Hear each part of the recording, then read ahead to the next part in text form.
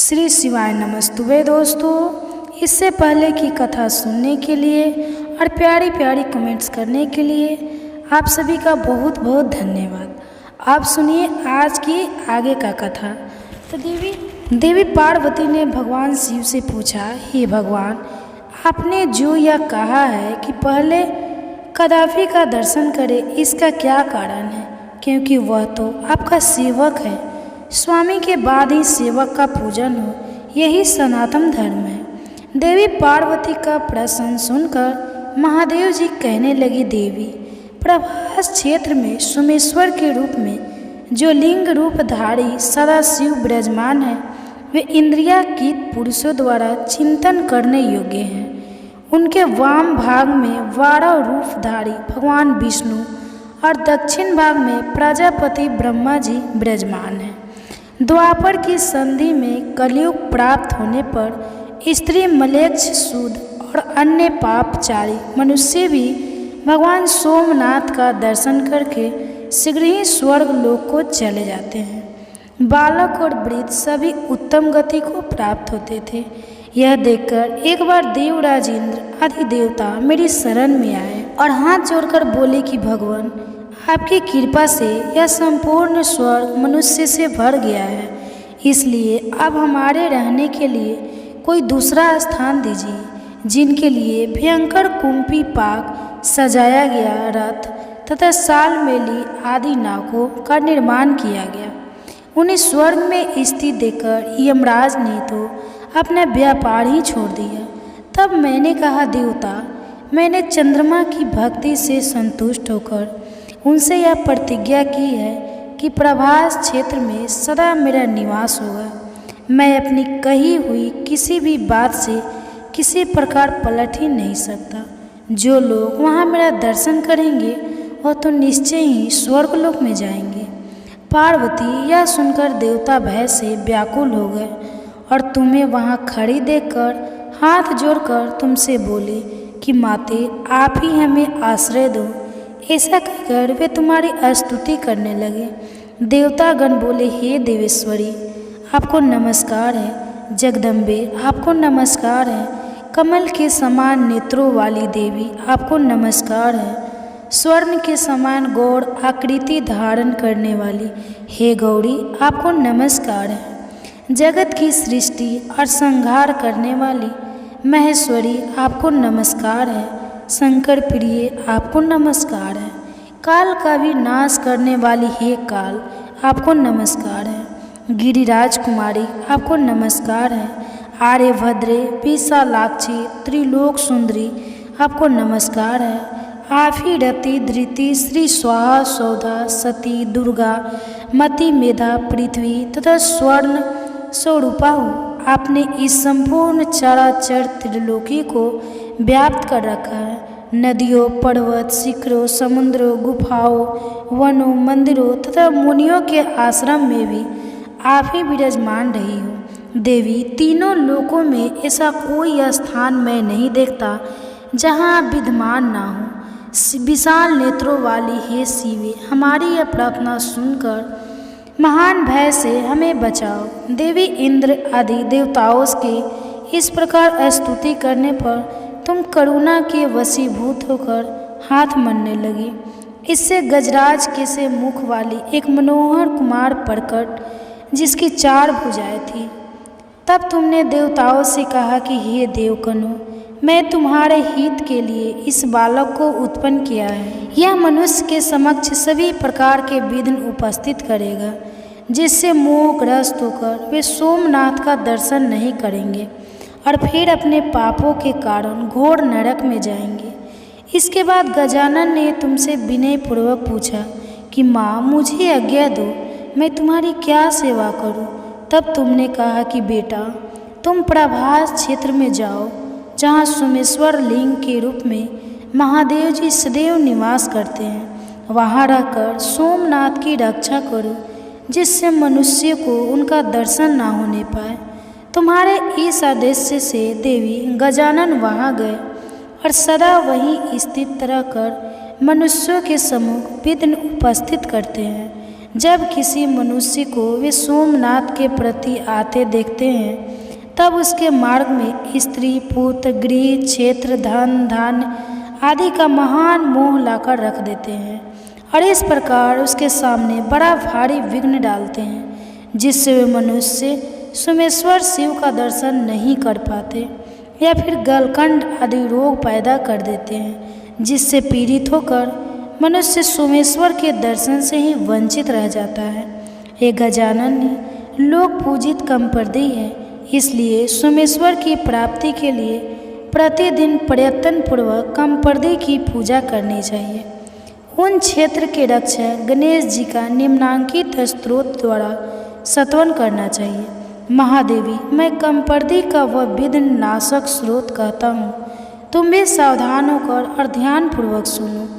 तो ओम विघ्नराज को नमस्कार है, कमपर्दी को नमस्कार है, अत्यंत भयंकर डाढ़ वाले प्रभास क्षेत्र निवासी गणेश को नमस्कार है।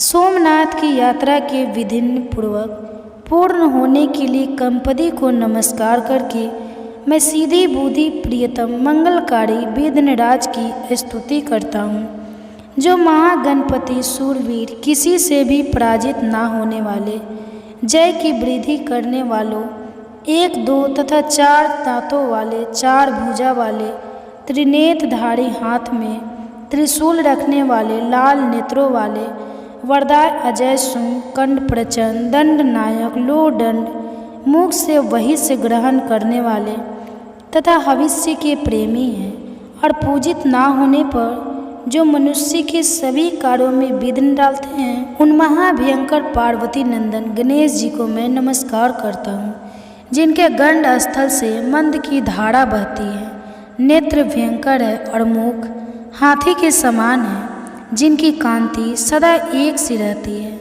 जो ध्रुव, निश्चल और शांत है, उन विनायक को मैं प्रणाम करता हूँ। भगवान, आप सबसे पहले प्रकट हुए हैं। आपने प्राचीन देवताओं के कार्य की सिद्धि के लिए हाथी का रूप धारण करके समस्त दानवों को भयभीत किया और अपने को ऋषियों तथा देवताओं का स्वामी सिद्ध कर दिखाया। इस प्रकार हे देवी, पूर्व काल में देवताओं ने शिव पुत्र गणेश जी की स्तुति करके अपना कार्य सिद्ध करने के लिए रक्त, चंदन मिश्रित जल और लाल फूलों से उनका पूजन किया। जो चतुर्थी को लाल वस्त्र धारण करके एक या दोनों समय पूर्व तैयारी को गणेश जी की स्तुति करके मनुष्य बड़ी आसानी से पा लेता है, उसे कभी कोई का भय नहीं होता और वह अपने पूर्व जन्म की बातों का स्मरण करने वाला होता है। जो प्रतिदिन इस स्तोत्र का पाठ करता है वह 6 महीने में ही इसका फल पा लेता है, वर्ष भर में उसे सिद्धि प्राप्त हो जाती है और भगवान सोमनाथ कृपया पूर्वक उसे फिर दर्शन देते हैं। जय भोलेनाथ। आज का महात्म्य समाप्त हुआ। आप सुनिए एक ऐसी कहानी जिसमें आप जानेंगे कि वास्तविक दुख आखिर होता क्या है। हम सभी अपने अपने दुखों से परेशान रहते हैं। क्या हमारे यह दुख असली दुख है? प्रिय श्रोताओं, एक बार इस कथा को ध्यानपूर्वक सुनिए। यदि कोई स्त्री सावन की 5 सोमवार पुरुष को चुपचाप ये एक चीज़ खिला दे तो वह पुरुष पत्नी के वश में हो जाता है। पत्नी जो कहती है पति वही करता है। वह कभी भी क्रोध नहीं करता। पति की शराब आदि भी छूट जाती है और उसे कभी किसी पर गुस्सा नहीं आता और ऐसे में स्त्री का जीवन पति के साथ में बहुत ही सुखमय तरीके से व्यतीत होता है। बहुत सी नारियां सोमवार के व्रत में इस उपाय को करके अपना जीवन व्यतीत कर रही है, खुशी से जी रही है। उनका पति हो गया है वश में और प्यार भी बढ़ जाता है। तो पति हमेशा पत्नी से ही प्यार करता है, पत्नी की ही बातें करता है, दिन रात पत्नी से ही प्यार करता है। पत्नी को रुपया पैसा देता है, धन देता है, इज्जत मान सम्मान सब देता है, पर पत्नी को सोमवार के दिन करना है यह काम। तो वीडियो लाइक ज़रूर करें। आज का वीडियो बहुत ही खूबसूरत है दोस्तों। हर स्त्री यही चाहती है उसके घर में कभी कलेश ना हो, उसका पति उसे प्यार करे, दिन रात उसी की ही चर्चा करे, उसे इज्जत दे, मान सम्मान दे और उतवा पैसा दे, समाज में खड़े होने की शक्ति दे, उसकी बात का सम्मान करे, उसी बात को समझे, उसकी हर समस्या का समाधान करे, उसका वह हर सपना पूरा करे। हर स्त्री अपने मन में, जीवन में यही सपना सजाए होती है। दोस्तों, जब किसी लड़की की शादी होती है और वह अपने ससुराल में आती है तो अपने पति से बहुत सारी उम्मीदें लेकर के आती है, क्योंकि उसका एक नया जीवन शुरू होने के लिए जाता है। वही जब पति गुस्सैला मिल जाता है, पत्नी का सम्मान नहीं करता, हमेशा पत्नी को सुनाता रहता है, उसकी भावनाओं की कदर नहीं करता, उसे हमेशा दुख पहुंचाता रहता है, तो ऐसे में पत्नी का जीवन पूरी तरह से निराश हो जाता है और पत्नी रात दिन कुढ़ती रहती है। दोस्तों, एक बार माता पार्वती ने भगवान शिव से पूछा, प्रभु, मैंने देखा है कुछ पुरुष ऐसे होते हैं जो अपनी स्त्रियों का सम्मान नहीं करते, वही हमेशा उनका अपमान करते रहते हैं, हमेशा पत्नी पर गुस्सा होते रहते हैं, छोटी छोटी बातों को लेकर के हमेशा नाराज जाहिर करते रहते हैं, जिससे पत्नी का सुख चैन पूरी तरह से छीन जाता है। तो प्रभु, मैं यह जानना चाहती हूँ, क्या कोई ऐसा उपाय नहीं है जिससे पुरुष का गुस्सा पूरी तरह से खत्म हो जाए और वह पत्नी का सम्मान करे, पत्नी को प्यार करे। फिर भगवान शिव कहते हैं, पार्वती, मैं तुम्हें एक ऐसे उपाय के बारे में बताता हूँ। यदि कोई भी स्त्री सावन के 5 सोमवार अपने पति को चुपचाप एक चीज़ खिला देती है तो उसका पति जीवन भर उसका सम्मान करता है, उसे प्यार करता है, उस पर कभी गुस्सा नहीं करता, उसकी हर बात को महत्व देता है। फिर माता पार्वती कहती है, हे प्रभु, आखिरकार वह चीज़ कौन सी है जो पुरुष को खिलाने मात्र से उसका गुस्सा हमेशा के लिए छूमंतर हो जाता है और पत्नी के जीवन में खुशियाँ भर जाती है। फिर भगवान शिव कहते हैं, पार्वती, अब मैं तुम्हें उस चीज़ के बारे में बताने से पहले तुम्हें एक छोटी सी कहानी सुनाता हूँ। जब तुम कहानी को पूरे मन से सुनोगे तो तुम्हें वह पूरा उपाय ठीक से समझ में आएगा और वह चीज़ कौन सी है यह भी तुम्हें मालूम पड़ जाएगा। फिर माता पार्वती कहती है, ठीक है प्रभु, आप कहानी को सुनाना प्रारंभ करें, मैं कहानी को पूरे मन से सुनूंगी। तो दोस्तों, कहानी शुरू करने से पहले मेरा आप सभी से अनुरोध है कि आप हमारी कहानी में खो जाए। उससे पहले हमारे चैनल को सब्सक्राइब करके बेल आइकन को अवश्य दबा लें, जिससे हमारी हर वीडियो का नोटिफिकेशन सबसे पहले आप तक पहुंच सके और आप हमारी हर वीडियो से प्राप्त ज्ञान का अपने जीवन में लाभ उठा सके। तो आइए कहानी शुरू करते हैं। भगवान शिव कहते हैं, पार्वती, बहुत पुरानी बात है, एक नगर में एक राजकुमार रहता था। वह किसी ऐसी लड़की से शादी करना चाहता था जिसके सब जैसे लाल लाल गाल हो, सेब के बीज जैसे कतई आंखें हो और सेब के रंग जैसा मीठा स्वभाव हो। लेकिन ऐसी लड़की उसको अपने राज्य में कोई नहीं मिली, इसलिए वह ऐसी लड़की की खोज में दूसरे देश को चल दिया। 3 दिन और 3 रात की लगातार सवारी के बाद में राजकुमार एक ऐसी जगह पर पहुंचा जहां छोटी छोटी झाड़ियों की एक कतार लगी थी। उस कतार में एक झाड़ी के नीचे एक बालों वाली टांग बाहर निकली हुई थी। फिर जो राजकुमार उस टांग को देख करके रुक गया, तभी उसने एक आवाज़ सुनी, उफ मेरी बदकिस्मती, जो मैं यहाँ पर चिपक गया हूँ। वही झाड़ियों में से फिर आवाज़ आई, मेरी टांग खींचो, तभी तुमको पता चलेगा कि मैं कौन हूँ। फिर राजकुमार ने कहा, अच्छा। और ऐसा कह करके राजकुमार ने जोर लगा करके जैसे ही उसकी टांग खींची तो एक छोटा आदमी जिसका शरीर गोल था और वह लाल और हरे रंग के कपड़े पहने था, एकदम से बाहर निकल आया। फिर उसने राजकुमार को अपने को बाहर निकालने के लिए धन्यवाद दिया।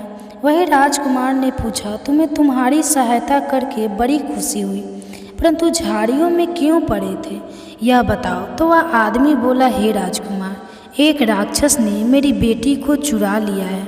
जैसे ही उसने मेरी बेटी को यहाँ पर आकर पकड़ा तो मैं यहाँ आकर छिप गया और राक्षस मेरी बेटी को लेकर के यहाँ से चला गया। फिर राजकुमार ने पूछा, तो क्या वह तुम्हारी बेटी को यहाँ से उठाकर ले गया है? तो आदमी ने कहा, हाँ, उसने उसको अपनी एक उंगली और अंगूठे के बीच में दबाया और राक्षस लेकर के उड़ गया। मैं तो बिल्कुल गूंगा सा हो गया और सांस भी नहीं ले सका। फिर तो राजकुमार बोला, यह तो बड़ा बुरा हुआ, वह तुम्हारी लड़की की किशोर लेकर गया है। वही वह व्यक्ति राजकुमार से फिर कहने लगा, हे राजकुमार, वह राक्षस मेरी बेटी को भूखे थकी हुई जादूगरनी और खाई के पार बने दरवाजे के उस पार लेकर गया है। भगवान शिव कहते हैं, पार्वती, वही जैसे ही उस आदमी ने राजकुमार को सारी बात बताई तो राजकुमार ने फिर कहा, भूखे कूदते थकी हुई जादूगरनी और खाई के पार बने दरवाजे के उस पार यदि तुम्हारी बेटी को वह राक्षस ले गया है, तुम चिंता मत करो, मैं तुरंत ही जाता हूँ और तुम्हारी बेटी को अभी लेकर आता हूँ। मगर एक बात बताओ, तुम्हारी बेटी देखने में कैसी है? यदि मुझे यह मालूम पड़ जाएगा कि तुम्हारी बेटी इस प्रकार दिखती है तो मुझे पहचानने में उसे बहुत आसानी होगी और मैं तुम्हारे पास में तुम्हारी बेटी को वापस ला सकूँगा। वही राजकुमार की बात को सुन करके वह आदमी कहने लगा, हे राजकुमार, मेरी बेटी के गाल उसके सेब जैसे लाल हैं, आँखें उसकी सेब के बीज जैसी कत्थाई है और स्वभाव उसका सेब के रस जैसा मीठा है। भगवान शिव कहते, हे पार्वती, इधर राजकुमार को भी ऐसी ही लड़की की खोज थी। फिर तो राजकुमार जो था उस आदमी की बात को सुनते ही उस पर बिल्कुल भी नहीं रुक गया और कहने लगा, अब तुम चिंता मत करो, मुझे भी ऐसी ही लड़की की तलाश थी।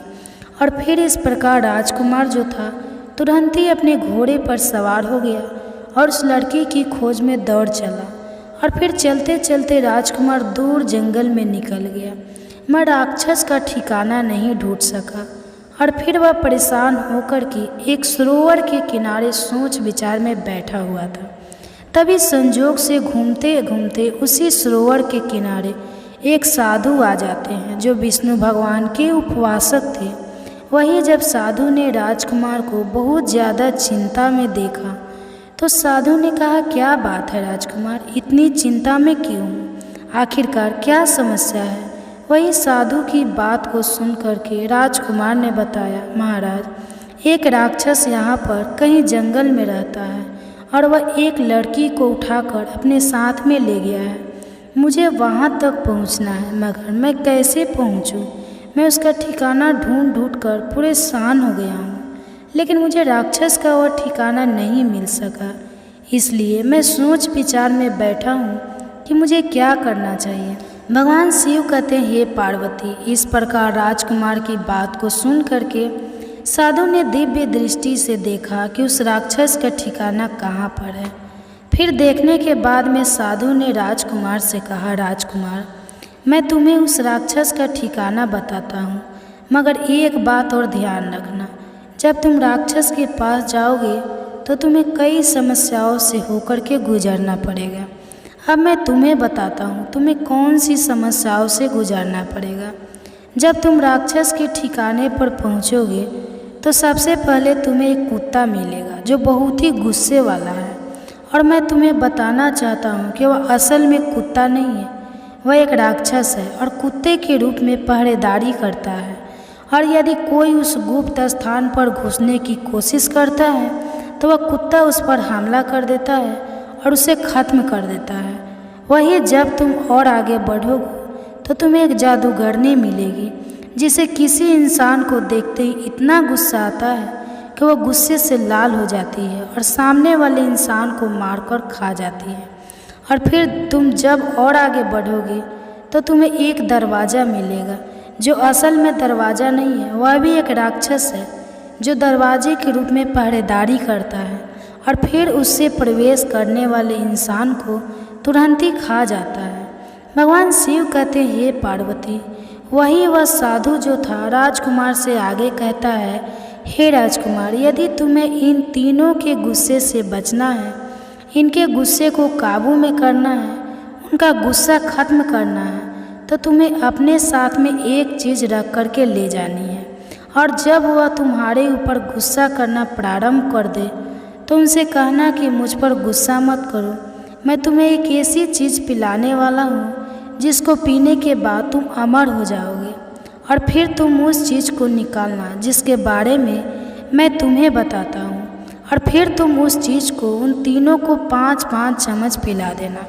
और फिर वह जैसे ही इस चीज़ को पिएंगे तो उस चीज़ के प्रभाव से वह तुम्हारे गुलाम हो जाएंगे और तुम्हें आगे जाने के लिए खुशी खुशी रास्ता दे देंगे और तुम्हारे साथ में मित्रवत व्यवहार करेंगे।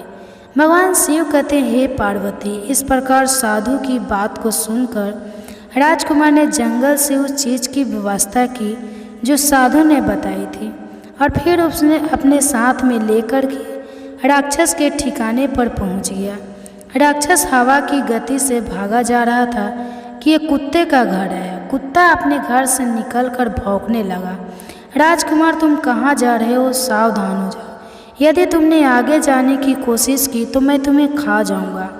वहीं राजकुमार ने वह चीज़ निकाली जिस चीज़ के बारे में साधु ने बताया था, और फिर उस कुत्ते से कहा, तुम्हें मैं एक चीज़ ऐसी पिलाऊंगी कि तुम अमर हो जाओगे, मुझे आगे जाने दो।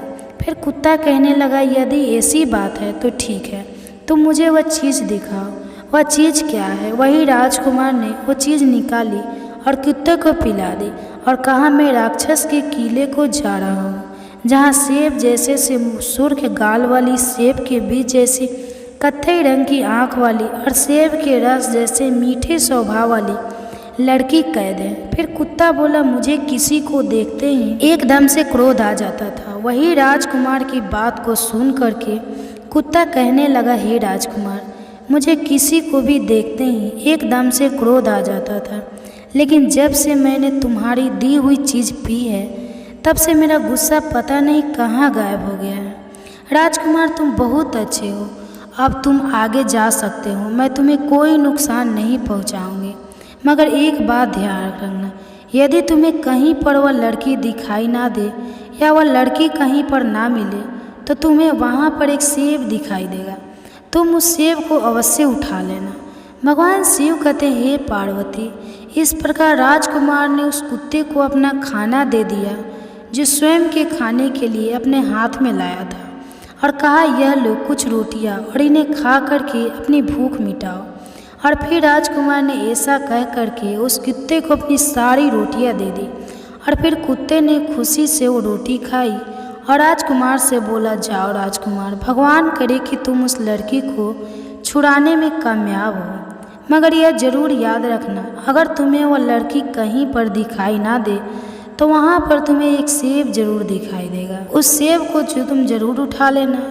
इस प्रकार राजकुमार फिर अपने घोड़े पर चढ़ा और कुत्ते के ऊपर से छलांग लगा दी और हवा की गति से अपने घोड़े को दौड़ता हुआ वह जादूगरनी के घर के पास आ गया।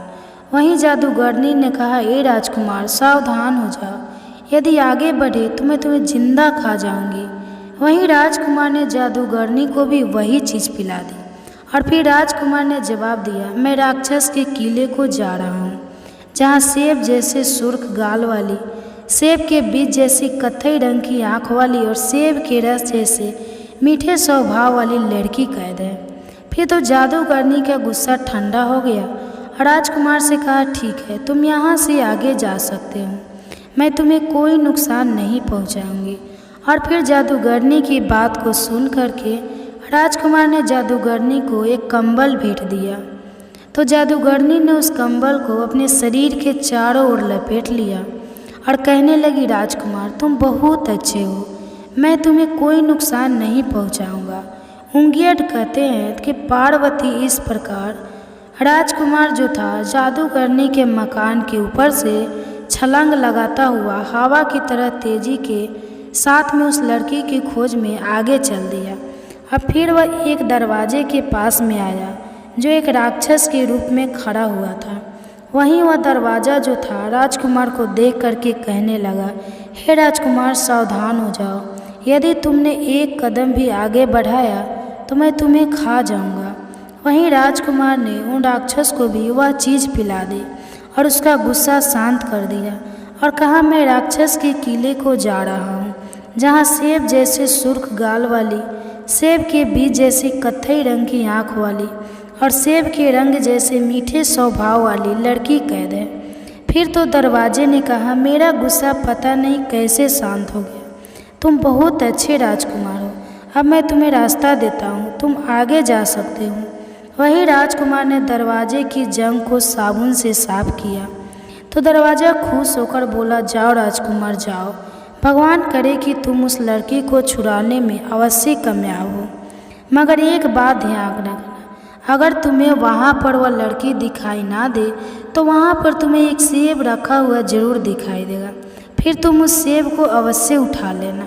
इस प्रकार राजकुमार ने दरवाजे के ऊपर से छलांग लगाई और फिर घोड़ा नाचता चला गया।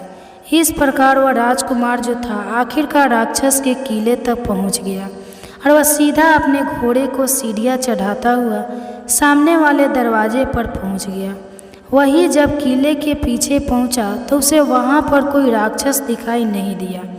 वह लड़की दिखाई दी। फिर वह आगे वाले कमरे में गया पर वहाँ भी उसे कोई दिखाई नहीं दिया।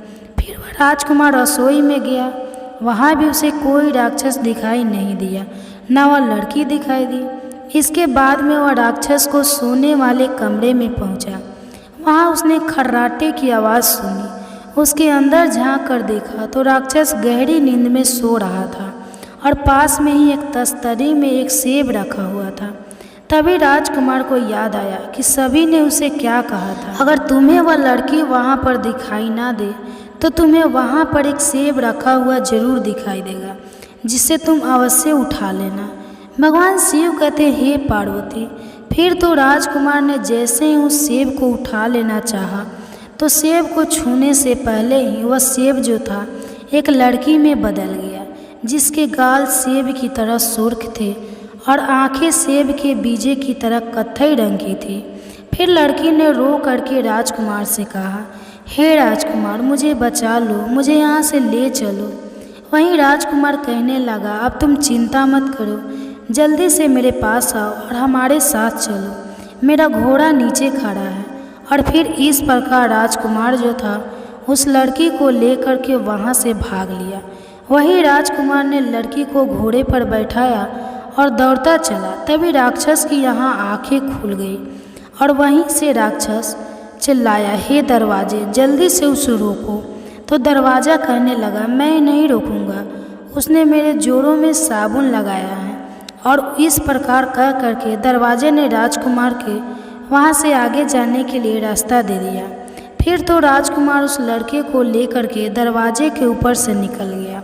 वही राक्षस जो था राजकुमार के पीछे भागा और चिल्लाया, हे जादूगरनी, जल्दी से उस राजकुमार को रोको, यह यहाँ से जाने ना पाए। तो जादूगरनी कहने लगी, मैं नहीं रोकूंगी, क्योंकि राजकुमार ने मुझे सोने के लिए एक मखमली कंबल दिया है। इस प्रकार राजकुमार उस लड़की को लेकर के वहाँ से भी आगे निकल गया। वही राजकुमार अपना घोड़ा दौड़ता हुआ वहाँ से आगे चला गया। वही राक्षस जो था वह भी अपनी पूरी गति के साथ में उस राजकुमार के पीछे भाग रहा था। फिर वह चिल्लाया, बोला, एक कुत्ते, जल्दी से इस राजकुमार को रोक ले, इसे जाने नहीं देना। तो कुत्ता कहने लगा, मैं राजकुमार को नहीं रोकूंगा, उसने मुझे खाना दिया है। और फिर राजकुमार जो था लड़की को लेकर के आगे बढ़ गया। भगवान शिव कहते हैं, हे पार्वती। इस प्रकार राजकुमार का सभी ने साथ दिया और जब राक्षस उस राजकुमार के पीछे आया और कुत्ते के पास में पहुंचा तो कुत्ते ने राक्षस के पैर में काट लिया और फिर पकड़ ली। उधर राजकुमार जो था तब तक भागता चला गया, तब तक कि वह झाड़ियों की कताई नहीं आ गई जहाँ पर उस लड़की का पिता छिपा हुआ था। उधर घोड़े की टाप की आवाज़ सुन करके वह आदमी फिर से वहीं पर छिप गया और फिर राजकुमार ने फिर उसकी टांग पकड़कर उसको बाहर निकाला। असल में वह आदमी घोड़े की टाप की आवाज़ सुनकर डर गया था और फिर से झाड़ियों में छिप गया था। वहीं उस आदमी को अपनी बेटी पाकर बड़ी खुशी हुई और राजकुमार के कहने पर उसने अपनी बेटी की शादी राजकुमार के साथ में कर दी। इस प्रकार राजकुमार को अपनी मनपसंद पत्नी मिल गई और फिर वह उसको लेकर के खुशी खुशी घर वापस आ गया और उसे शादी करके आराम से रहने लगा। भगवान शिव कहते हैं, हे पार्वती, इस प्रकार समय के साथ ही राजकुमार गलत संगत में पड़ गया और अपनी पत्नी पर बहुत ज़्यादा गुस्सा करने लगे, अत्याचार करने लगा। राजकुमार का स्वभाव जो था गुस्सैल प्रकार का हो गया। वही जब राजकुमार की पत्नी बहुत ज़्यादा परेशान होने लगी, बहुत ज़्यादा परेशान रहने लगी, अपने पति के प्रताड़ित होने लगी, तो रात दिन चिंता के मारे घूरने लगी। और फिर कुछ ही दिनों के बाद में वही साधु जिसने राजकुमार को गुस्सा करने वाली चीज़ के बारे में बताया था, एक दिन राजकुमार के दरवाजे पर भिक्षा मांगने के लिए आया। फिर जब उस राजकुमार ने साधु को भिक्षा दी और उधर साधु ने राजकुमारी की चिंता की जब लकीरों को देखा, और जब साधु को मालूम पड़ा कि इस राजकुमार का पति बहुत ज़्यादा गुस्सैल स्वभाव का हो गया है, तो साधु ने जो चीज़ राजकुमार को बताई थी उसी चीज़ के बारे में राजकुमारी को भी बता दिया। और फिर राजकुमारी ने बेल के 5 पत्तों का रस ले करके उसमें सुपारी मिला करके सावन के 5 सोमवार राजकुमार को चुपचाप पिला दिया, जिसके प्रभाव से राजकुमार का गुस्सा हमेशा के लिए समाप्त हो गया और वह राजकुमारी से प्यार करने लगा। वहीं अंत में माता पार्वती कहती है, प्रभु अब मैं समझ गई, यानी जो भी स्त्री बेल के पत्तों को सावन के 5 सोमवार सुपारी में मिला करके बेल के पत्तों के रस को चुपचाप अपने पति को पिला देती है, उसके पति का गुस्सा हमेशा के लिए छूमंतर हो जाता है। फिर भगवान शिव कहते हैं, हे पार्वती, तुमने ठीक समझा, बेल का पत्ता मुझे बहुत ही प्रिय है और यह इंसान के गुस्से को छूमंतर कर देता है। तो देवी पार्वती ने भगवान शिव से पूछा, हे भगवान, आपने जो यह कहा है कि पहले कदाफी का दर्शन करे, इसका क्या कारण है? क्योंकि वह तो आपका सेवक है। स्वामी के बाद ही सेवक का पूजन हो, यही सनातन धर्म है। देवी पार्वती का प्रश्न सुनकर महादेव जी कहने लगी, देवी, प्रभास क्षेत्र में सोमेश्वर के रूप में जो लिंग रूपधारी सदाशिव विराजमान है, वे इंद्रियातीत पुरुषों द्वारा चिंतन करने योग्य हैं। उनके वाम भाग में 12 रूपधारी भगवान विष्णु और दक्षिण भाग में प्रजापति ब्रह्मा जी विराजमान हैं। द्वापर की संधि में कलयुग प्राप्त होने पर स्त्री मलेच्छ सूद और अन्य पापचारी मनुष्य भी भगवान सोमनाथ का दर्शन करके शीघ्र ही स्वर्ग लोक को चले जाते हैं। बालक और वृद्ध सभी उत्तम गति को प्राप्त होते थे। यह देखकर एक बार देवराज इंद्र आदि देवता मेरी शरण में आए और हाथ जोड़कर बोले कि भगवान, आपकी कृपा से यह संपूर्ण स्वर्ग मनुष्य से भर गया है, इसलिए अब हमारे रहने के लिए कोई दूसरा स्थान दीजिए, जिनके लिए भयंकर कुंपी पाक सजाया गया रथ तथा साल मेली आदि नावों का निर्माण किया गया। उन्हें स्वर्ग में स्थित देखकर यमराज ने तो अपना व्यापार ही छोड़ दिया। तब मैंने कहा, देवता, मैंने चंद्रमा की भक्ति से संतुष्ट होकर उनसे यह प्रतिज्ञा की है कि प्रभास क्षेत्र में सदा मेरा निवास होगा। मैं अपनी कही हुई किसी भी बात से किसी प्रकार पलट ही नहीं सकता। जो लोग वहाँ मेरा दर्शन करेंगे वह तो निश्चय ही स्वर्गलोक में जाएंगे। पार्वती यह सुनकर देवता भय से व्याकुल हो गए और तुम्हें वहाँ खड़ी देखकर हाथ जोड़कर तुमसे बोले कि माते, आप ही हमें आश्रय दो। ऐसा कहकर वे तुम्हारी स्तुति करने लगे। देवतागण बोले, हे देवेश्वरी, आपको नमस्कार है। जगदम्बे, आपको नमस्कार है। कमल के समान नेत्रों वाली देवी, आपको नमस्कार है। स्वर्ण के समान गौर आकृति धारण करने वाली हे गौरी, आपको नमस्कार है। जगत की सृष्टि और संहार करने वाली महेश्वरी, आपको नमस्कार है। शंकर प्रिय, आपको नमस्कार है। काल का भी नाश करने वाली हे काल, आपको नमस्कार है। गिरिराज कुमारी, आपको नमस्कार है। आर्यभद्रे, विशालाक्षी, त्रिलोक सुंदरी, आपको नमस्कार है। आफी रति धृति श्री स्वाहा सौधा सती दुर्गा मति मेधा पृथ्वी तथा स्वर्ण स्वरूपा हो। आपने इस संपूर्ण चराचर त्रिलोकी को व्याप्त कर रखा है। नदियों पर्वत शिखरों समुद्रों गुफाओं वनों मंदिरों तथा मुनियों के आश्रम में भी आप ही विराजमान रही हो। देवी, तीनों लोकों में ऐसा कोई स्थान मैं नहीं देखता जहाँ आप विद्यमान ना हो। विशाल नेत्रों वाली हे शिवे, हमारी यह प्रार्थना सुनकर महान भय से हमें बचाओ। देवी, इंद्र आदि देवताओं के इस प्रकार स्तुति करने पर तुम करुणा के वशीभूत होकर हाथ मलने लगी। इससे गजराज के से मुख वाली एक मनोहर कुमार प्रकट, जिसकी 4 भुजाएं थी। तब तुमने देवताओं से कहा कि हे देवकनों, मैं तुम्हारे हित के लिए इस बालक को उत्पन्न किया है। यह मनुष्य के समक्ष सभी प्रकार के विघ्न उपस्थित करेगा, जिससे मोहग्रस्त होकर वे सोमनाथ का दर्शन नहीं करेंगे और फिर अपने पापों के कारण घोर नरक में जाएंगे। इसके बाद गजानन ने तुमसे विनयपूर्वक पूछा कि माँ, मुझे आज्ञा दो, मैं तुम्हारी क्या सेवा करूँ। तब तुमने कहा कि बेटा, तुम प्रभास क्षेत्र में जाओ, जहाँ सोमेश्वर लिंग के रूप में महादेव जी सदैव निवास करते हैं। वहाँ रहकर सोमनाथ की रक्षा करो, जिससे मनुष्य को उनका दर्शन ना होने पाए। तुम्हारे इस आदेश से देवी गजानन वहाँ गए और सदा वहीं स्थित रहकर मनुष्यों के सम्मुख विघ्न उपस्थित करते हैं।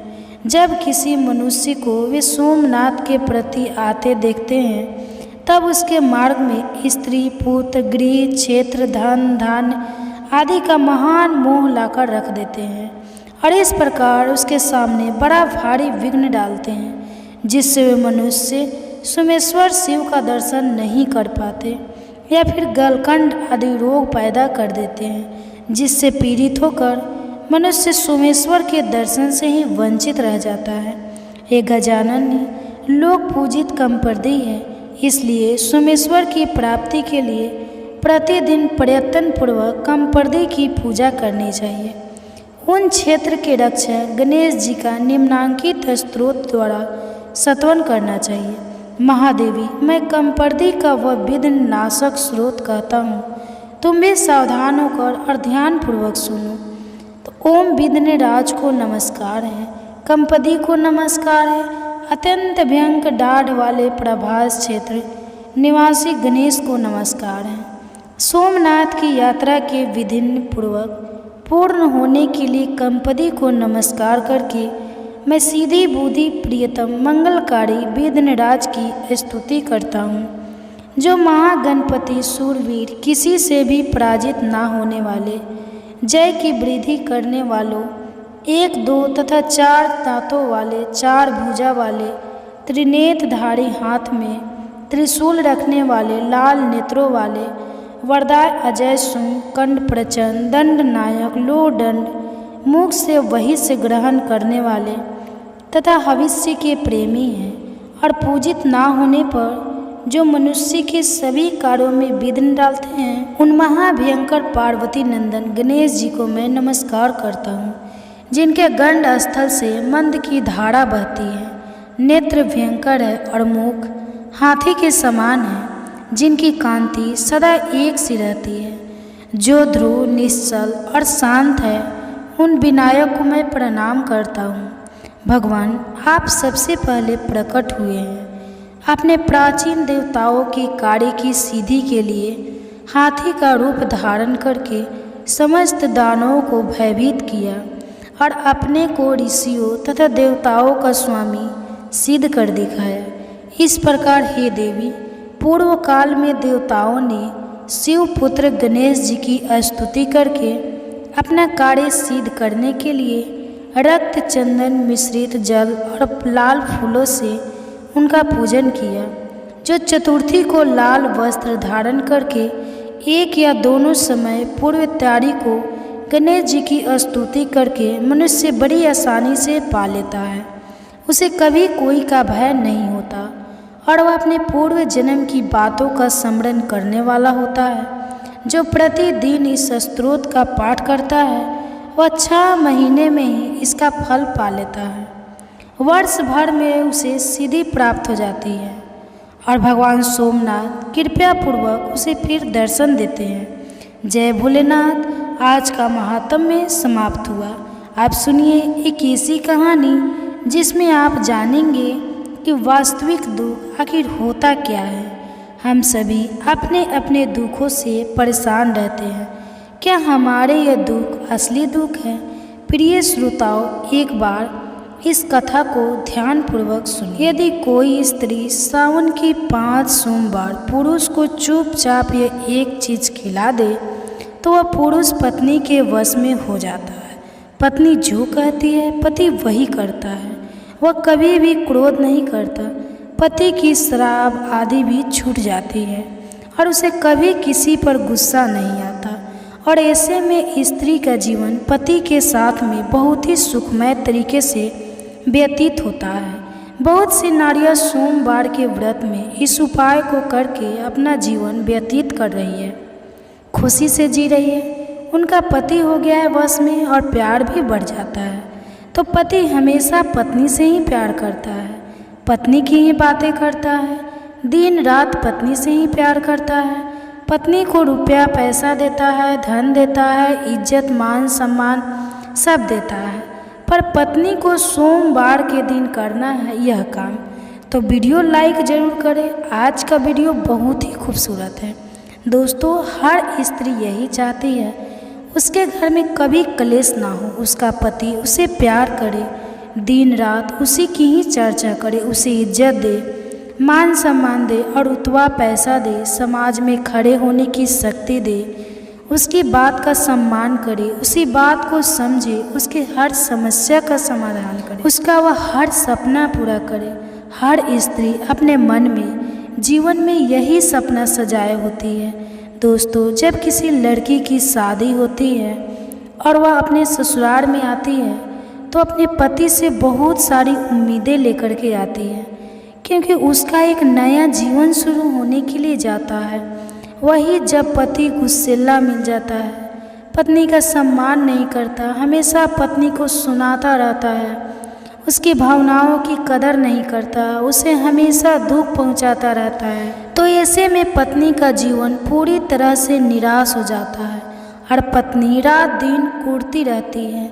दोस्तों, एक बार माता पार्वती ने भगवान शिव से पूछा, प्रभु, मैंने देखा है कुछ पुरुष ऐसे होते हैं जो अपनी स्त्रियों का सम्मान नहीं करते, वही हमेशा उनका अपमान करते रहते हैं, हमेशा पत्नी पर गुस्सा होते रहते हैं, छोटी छोटी बातों को लेकर के हमेशा नाराज जाहिर करते रहते हैं, जिससे पत्नी का सुख चैन पूरी तरह से छीन जाता है। तो प्रभु, मैं यह जानना चाहती हूँ, क्या कोई ऐसा उपाय नहीं है जिससे पुरुष का गुस्सा पूरी तरह से खत्म हो जाए और वह पत्नी का सम्मान करे, पत्नी को प्यार करे? फिर भगवान शिव कहते हैं, पार्वती, मैं तुम्हें एक ऐसे उपाय के बारे में बताता हूँ।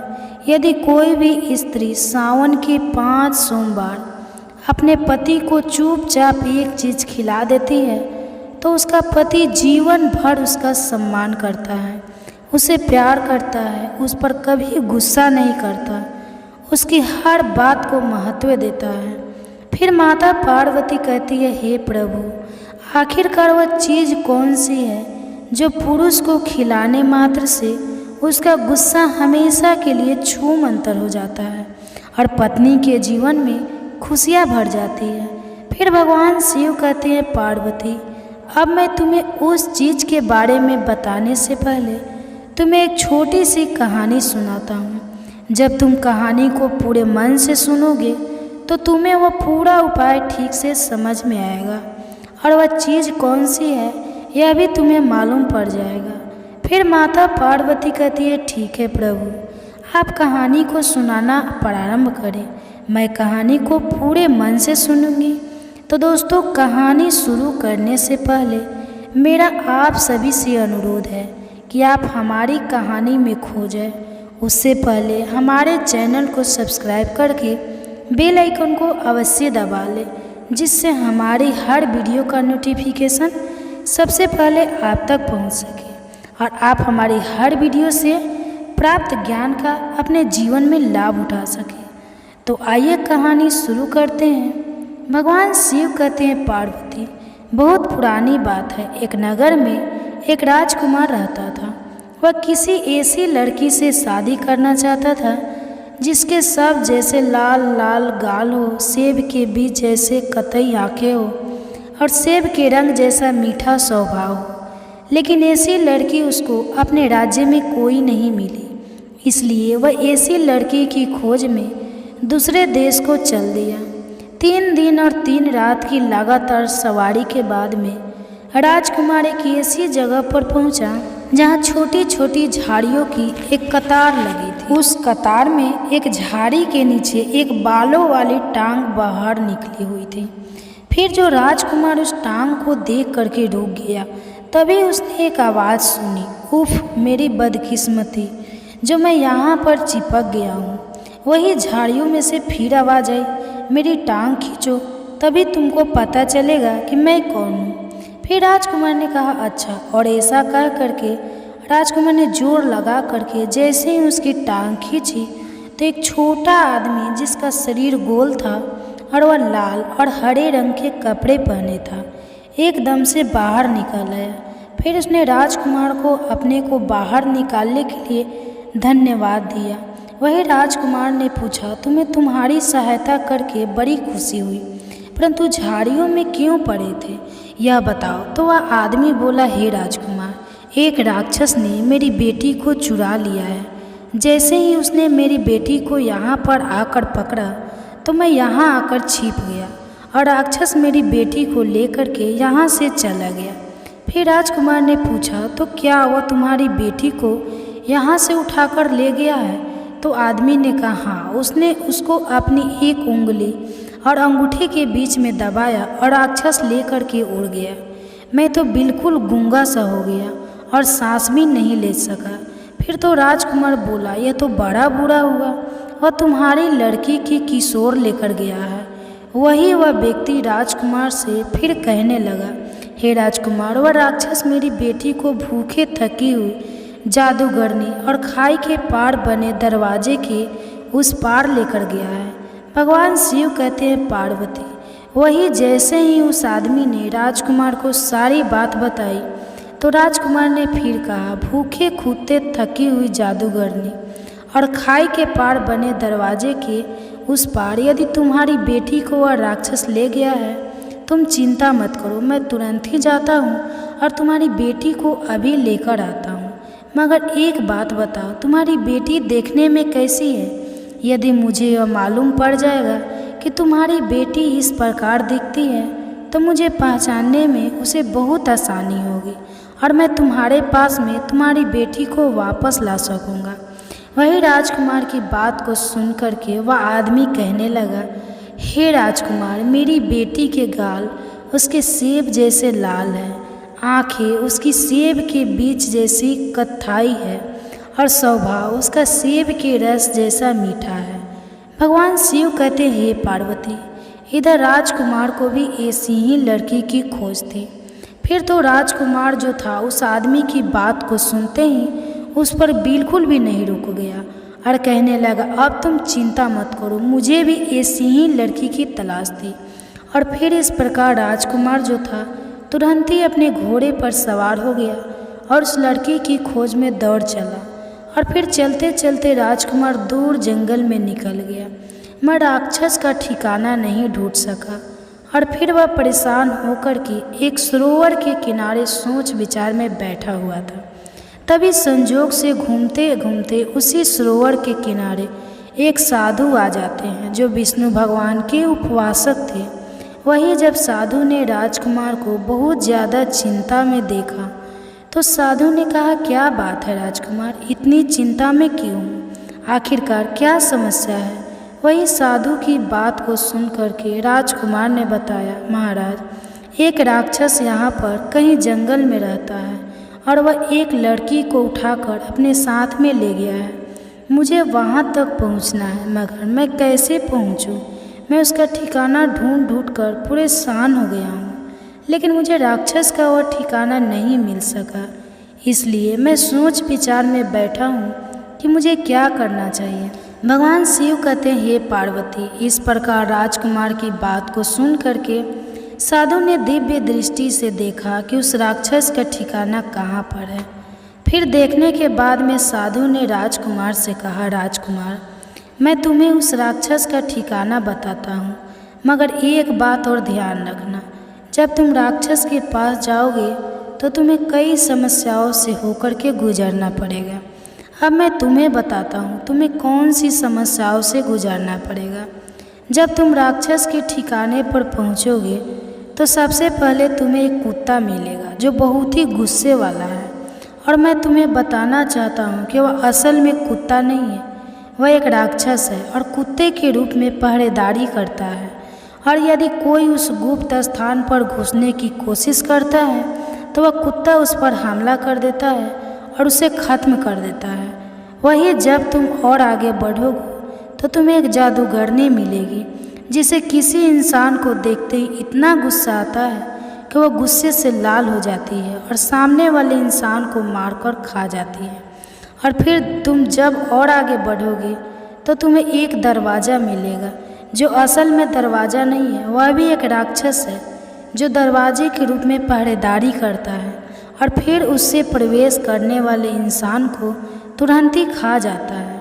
भगवान शिव कहते हैं, हे पार्वती, वही वह साधु जो था राजकुमार से आगे कहता है, हे राजकुमार, यदि तुम्हें इन तीनों के गुस्से से बचना है, इनके गुस्से को काबू में करना है, उनका गुस्सा ख़त्म करना है, तो तुम्हें अपने साथ में एक चीज़ रख कर के ले जानी है। और जब वह तुम्हारे ऊपर गुस्सा करना प्रारंभ कर दे तो उनसे कहना कि मुझ पर गुस्सा मत करो, मैं तुम्हें एक ऐसी चीज़ पिलाने वाला हूँ जिसको पीने के बाद तुम अमर हो जाओगे। और फिर तुम उस चीज़ को निकालना जिसके बारे में मैं तुम्हें बताता हूँ, और फिर तुम उस चीज़ को उन तीनों को 5-5 चम्मच पिला देना। और फिर वह जैसे ही इस चीज़ को पिएंगे तो उस चीज़ के प्रभाव से वह तुम्हारे गुलाम हो जाएंगे और तुम्हें आगे जाने के लिए खुशी खुशी रास्ता दे देंगे और तुम्हारे साथ में मित्रवत व्यवहार करेंगे। भगवान शिव कहते हैं, हे पार्वती, इस प्रकार साधु की बात को सुनकर राजकुमार ने जंगल से उस चीज़ की व्यवस्था की जो साधु ने बताई थी, और फिर उसने अपने साथ में लेकर के राक्षस के ठिकाने पर पहुंच गया। राक्षस हवा की गति से भागा जा रहा था कि ये कुत्ते का घर आया। कुत्ता अपने घर से निकलकर भौंकने लगा, राजकुमार, तुम कहाँ जा रहे हो? सावधान हो जाओ, यदि तुमने आगे जाने की कोशिश की तो मैं तुम्हें खा जाऊंगा। वहीं राजकुमार ने वह चीज़ निकाली जिस चीज़ के बारे में साधु ने बताया था, और फिर उस कुत्ते से कहा, तुम्हें मैं एक चीज़ ऐसी पिलाऊंगी कि तुम अमर हो जाओगे, मुझे आगे जाने दो। फिर कुत्ता कहने लगा, यदि ऐसी बात है तो ठीक है, तुम मुझे वह चीज़ दिखाओ। वह चीज़ क्या है? वही राजकुमार ने वो चीज़ निकाली और कुत्ते को पिला दी और कहा, मैं राक्षस के किले को जा रहा हूँ, जहाँ सेब जैसे से सुर्ख गाल वाली, सेब के बीज जैसी कत्थई रंग की आँख वाली और सेब के रस जैसे मीठे स्वभाव वाली लड़की कैद है। फिर कुत्ता बोला, मुझे किसी को देखते ही एकदम से क्रोध आ जाता था। वही राजकुमार की बात को सुन करके कुत्ता कहने लगा, हे राजकुमार, मुझे किसी को भी देखते ही एकदम से क्रोध आ जाता था, लेकिन जब से मैंने तुम्हारी दी हुई चीज़ पी है तब से मेरा गुस्सा पता नहीं कहाँ गायब हो गया है। राजकुमार, तुम बहुत अच्छे हो, अब तुम आगे जा सकते हो, मैं तुम्हें कोई नुकसान नहीं पहुँचाऊँगी, मगर एक बात ध्यान रखना, यदि तुम्हें कहीं पर वह लड़की दिखाई ना दे या वह लड़की कहीं पर ना मिले तो तुम्हें वहाँ पर एक सेब दिखाई देगा, तुम उस सेब को अवश्य उठा लेना। भगवान शिव कहते हैं, हे पार्वती, इस प्रकार राजकुमार ने उस कुत्ते को अपना खाना दे दिया जो स्वयं के खाने के लिए अपने हाथ में लाया था, और कहा, यह लो कुछ रोटियां और इन्हें खा करके अपनी भूख मिटाओ। और फिर राजकुमार ने ऐसा कह करके उस कुत्ते को अपनी सारी रोटियां दे दी, और फिर कुत्ते ने खुशी से वो रोटी खाई और राजकुमार से बोला, जाओ राजकुमार, भगवान करे कि तुम उस लड़की को छुड़ाने में कामयाब हो। मगर यह ज़रूर याद रखना, अगर तुम्हें वह लड़की कहीं पर दिखाई ना दे तो वहाँ पर तुम्हें एक सेब जरूर दिखाई देगा। उस सेब को तुम जरूर उठा लेना। इस प्रकार राजकुमार फिर अपने घोड़े पर चढ़ा और कुत्ते के ऊपर से छलांग लगा दी और हवा की गति से अपने घोड़े को दौड़ता हुआ वह जादूगरनी के घर के पास आ गया। वहीं जादूगरनी ने कहा, ए राजकुमार, सावधान हो जाओ, यदि आगे बढ़े तो मैं तुम्हें जिंदा खा जाऊंगी। वहीं राजकुमार ने जादूगरनी को भी वही चीज़ पिला दी और फिर राजकुमार ने जवाब दिया, मैं राक्षस के किले को जा रहा हूँ, जहाँ सेब जैसे सुर्ख गाल वाली, सेब के बीज जैसी कत्थई रंग की आँख वाली और सेब के रस जैसे मीठे स्वभाव वाली लड़की कैद है। फिर तो जादूगरनी का गुस्सा ठंडा हो गया और राजकुमार से कहा, ठीक है, तुम यहाँ से आगे जा सकते हो, मैं तुम्हें कोई नुकसान नहीं पहुँचाऊँगी। और फिर जादूगरनी की बात को सुन करके राजकुमार ने जादूगरनी को एक कंबल भेंट दिया। तो जादूगरनी ने उस कंबल को अपने शरीर के चारों ओर लपेट लिया और कहने लगी, राजकुमार, तुम बहुत अच्छे हो, मैं तुम्हें कोई नुकसान नहीं पहुंचाऊंगा। उंगियट कहते हैं कि पार्वती इस प्रकार राजकुमार जो था जादूगरनी के मकान के ऊपर से छलांग लगाता हुआ हवा की तरह तेजी के साथ में उस लड़की की खोज में आगे चल दिया। अब फिर वह एक दरवाजे के पास में आया जो एक राक्षस के रूप में खड़ा हुआ था। वहीं वह दरवाज़ा जो था राजकुमार को देख करके कहने लगा, हे राजकुमार, सावधान हो जाओ, यदि तुमने एक कदम भी आगे बढ़ाया तो मैं तुम्हें खा जाऊंगा। वहीं राजकुमार ने उन राक्षस को भी वह चीज़ पिला दी और उसका गुस्सा शांत कर दिया और कहा, मैं राक्षस के किले को जा रहा हूँ, जहाँ सेब जैसे सुर्ख गाल वाली, सेब के बीज जैसी कत्थई रंग की आँख वाली और सेब के रंग जैसे मीठे स्वभाव वाली लड़की कैद है।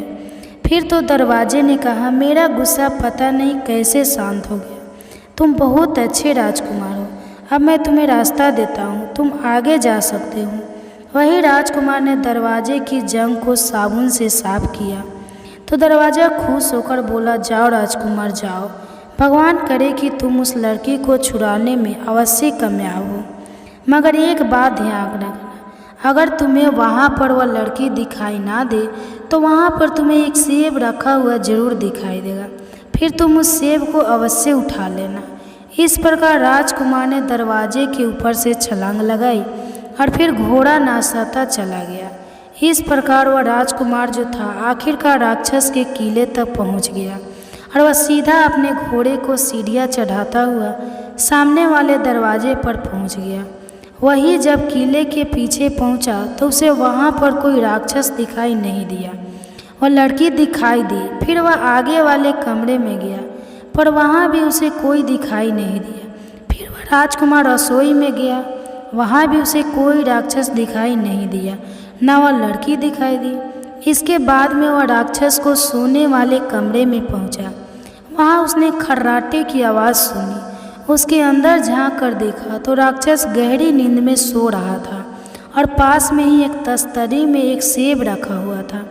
तभी राजकुमार को याद आया कि सभी ने उसे क्या कहा था, अगर तुम्हें वह लड़की वहाँ पर दिखाई ना दे तो तुम्हें वहाँ पर एक सेब रखा हुआ जरूर दिखाई देगा, जिसे तुम अवश्य उठा लेना।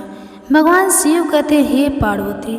फिर तो राजकुमार ने जैसे ही उस सेब को उठा लेना चाहा तो सेब को छूने से पहले ही वह सेब जो था एक लड़की में बदल गया, जिसके गाल सेब की तरह सुर्ख थे और आंखें सेब के बीजे की तरह कत्थई रंग की थी।